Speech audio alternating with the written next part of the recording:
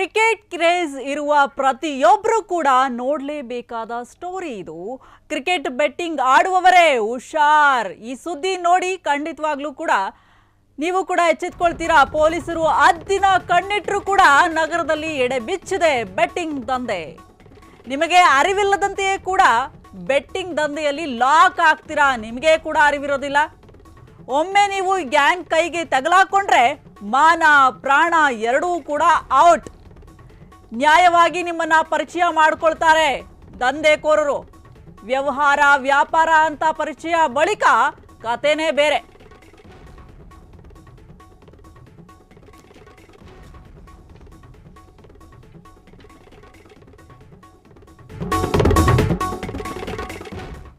ವ್ಯವಹಾರ ವ್ಯಾಪಾರ ಅಂತ ಕ್ರಿಕೆಟ್ ಕ್ರೇಜ್ ಇರುವವರೇ ಪ್ರತಿಯೊಬ್ಬರೂ ಕೂಡ ಬಹಳಷ್ಟು ಜನರಿಗೆ ಕ್ರೇಜ್ ಇರುತ್ತೆ. ಈ ಕ್ರಿಕೆಟಿನ ಹುಚ್ಚು ಬಹಳ ಇರುತ್ತೆ. ಆದರೆ ಈ ಕ್ರಿಕೆಟಿನ ಹೆಸರಲ್ಲಿ ಏನೇನೆಲ್ಲ ನಡೆಯುತ್ತೆ ನೋಡಿ.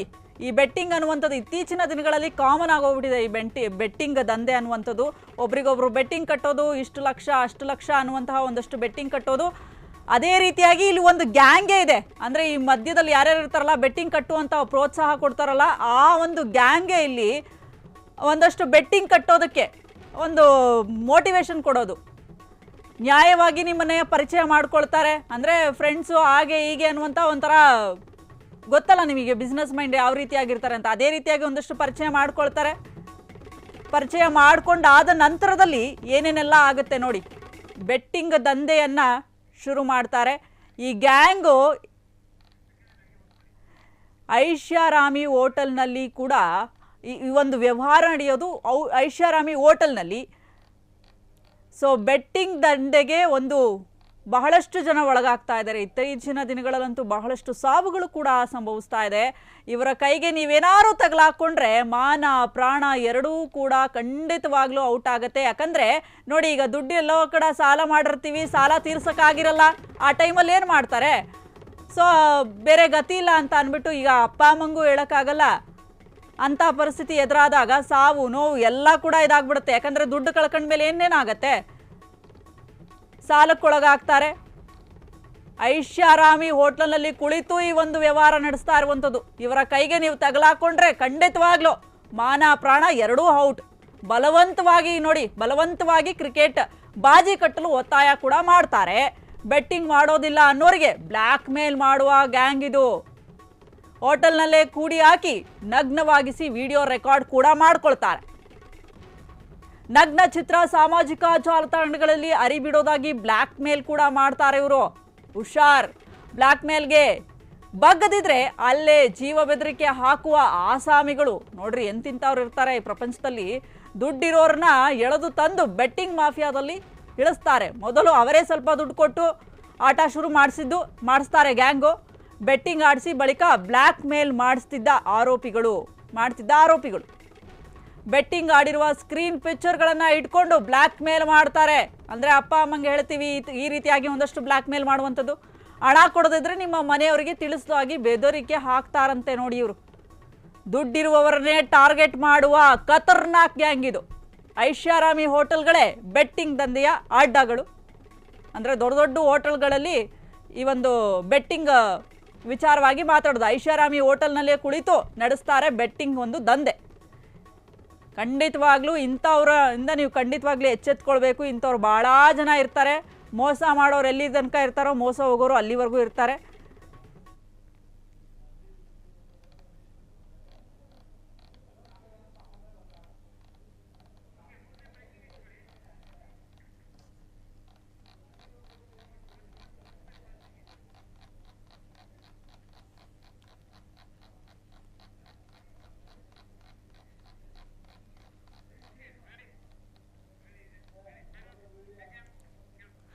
ಅಮಾಯಕರನ್ನ ಬೆಟ್ಟಿಂಗ್ ದಂಧೆಗೆ ನೂಕುತ್ತಿದ್ದ ಗ್ಯಾಂಗ್ ವಿರುದ್ಧ ದೂರು ದಾಖಲಾಗಿರುವಂಥದ್ದು. ಕೆಂಗೇರಿ ಪೊಲೀಸ್ ಠಾಣೆಯಲ್ಲಿ ದಾಖಲಾಗಿರುವ ಎಫ್ಐಆರ್.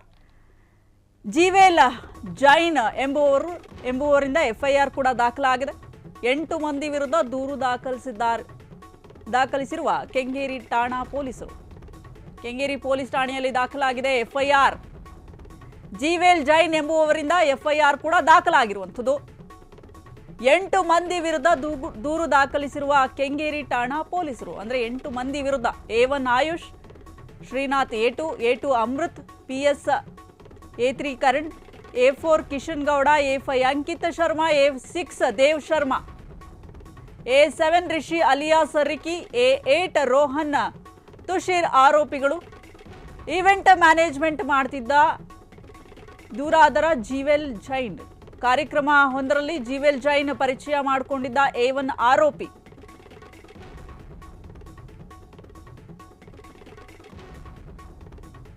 ಆಯುಷ್ ಅಮಾಯಕರನ್ನ ಬೆಟ್ಟಿಂಗ್ ದಂಧೆಗೆ ನೂಕುತ್ತಿದ್ದ ಗ್ಯಾಂಗ್ ವಿರುದ್ಧ ದೂರು ದಾಖಲಾಗಿರುವಂಥದ್ದು. ಕೆಂಗೇರಿ ಪೊಲೀಸ್ ಠಾಣೆಯಲ್ಲಿ ದೂರು ದಾಖಲಾಗಿದೆ. ಇವರ ವಿರುದ್ಧ FIR ಕೂಡ ದಾಖಲಾಗಿರುವಂಥದ್ದು.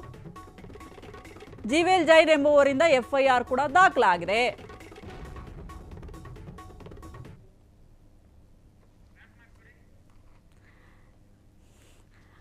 ಇತ್ತೀಚಿನ ದಿನಗಳಲ್ಲಿ ನೀವು ಕಾಮನ್ ಆಗಿ ನೋಡ್ತಾ ಇರ್ಬೋದು, ಕ್ರಿಕೆಟ್ ಅಂದರೆ ಎಲ್ಲರಿಗೂ ಕ್ರೇಜ್ ಇರುತ್ತೆ. ಅದು ಹೆಚ್ಚಾಗಿ ಗಂಡು ಮಕ್ಕಳಲ್ಲೇ ಕ್ರಿಕೆಟ್ ಕ್ರೇಜ್ ಜಾಸ್ತಿ ಅನ್ನುವಂಥದ್ದು. ಆದರೆ ಈ ಕ್ರಿಕೆಟಿನ ಹೆಸರಲ್ಲಿ ಏನೇನೆಲ್ಲ ಮಾಡ್ತಾರೆ ನೋಡಿ. ಮ್ಯಾಚ್ ನೋಡಿಬಿಟ್ಟು ಸುಮ್ಮನಾಗ್ಬಿಟ್ರೆ ಅದರಲ್ಲೂ ಈ ಕ್ರಿಕೆಟಲ್ಲಿ 6, 4 ಹೊಡಿತಿರ್ಬೇಕಾದ್ರೆ ಆ ಜೋಶ್ ಬೇರೆ. ಆದರೆ ಇಲ್ಲಿ ಬೆಟ್ಟಿಂಗ್, ಕ್ರಿಕೆಟ್ ಅನ್ನುವಂತಹ ಒಂದು ಹೆಸರಲ್ಲಿ ಒಂದು ಬೆಟ್ಟಿಂಗನ್ನು ಇದನ್ನು ಮಾಡ್ತಾ ಇರುವಂಥದ್ದು. ಈಗ ಅದೇ ರೀತಿಯಾಗಿ ಯೂತ್ ಕಾಂಗ್ರೆಸ್ ಅಧ್ಯಕ್ಷ ನಲಪಾಡ್ ಹೆಸರು ಹೇಳಿ ಅಲ್ಲೇ ಆರೋಪ. ಅಂದರೆ ನಲಪಾಡ್ ಅನ್ನುವಂಥವ್ರು ನಿಮ್ಗೆ ಗೊತ್ತಿರಬೇಕು, ಸಚಿವರಾಗಿದ್ರು ಕಾಂಗ್ರೆಸ್. ನಲಪಾಡ್ ಹೆಸರು ಹೇಳಿ ಕೂಡ ಅಲ್ಲೇ ಬೆಟ್ಟಿಂಗ್ ದಂಧೆ ನಡೆಸಿರುವ ಆರೋಪ. ಅಂದರೆ ಅವ್ರ ಹೆಸರು ಹೇಳ್ಕೊಂಡು ಈ ಬೆಟ್ಟಿಂಗ್ ಇದರಲ್ಲಿ ನಮಗೆ ಗೊತ್ತಾ ನಾವು ನಲಪಾಡ್ ಕೊಡೆಯವರು ಅಂತ ಅಂದ್ಬಿಟ್ರೆ ಒಂದಷ್ಟು ಭಯ ಇರುತ್ತೆ. ಅಯ್ಯಪ್ಪ ಹೌದಪ್ಪ, ದೊಡ್ಡ ವ್ಯಕ್ತಿಗಳು ಯಾಕೆ ಸವಾಸ ಅಂತ ಒಂದಷ್ಟು ಒಂದು ಹೆದರಿಕೆ ಇರುತ್ತೆ. ಹಾಗಾಗಿ ಅವ್ರ ಹೆಸರು ಕೂಡ ಬಳಕೆ ಮಾಡ್ಕೊಂಡಿರುವಂಥದ್ದು ಇಲ್ಲಿ. ಸೊ ಈಗ ಅವರ ವಿರುದ್ಧ